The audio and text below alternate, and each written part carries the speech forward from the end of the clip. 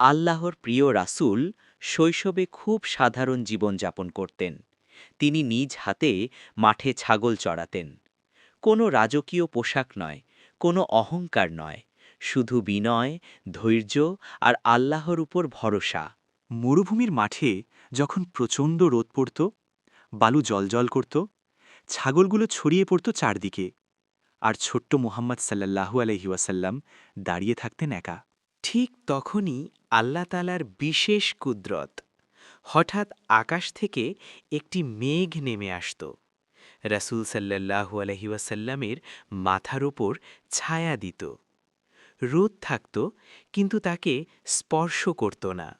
এই মেঘ সাধারণ ছিল না, এটি ছিল আল্লাহর পক্ষ থেকে বিশেষ হেফাজত।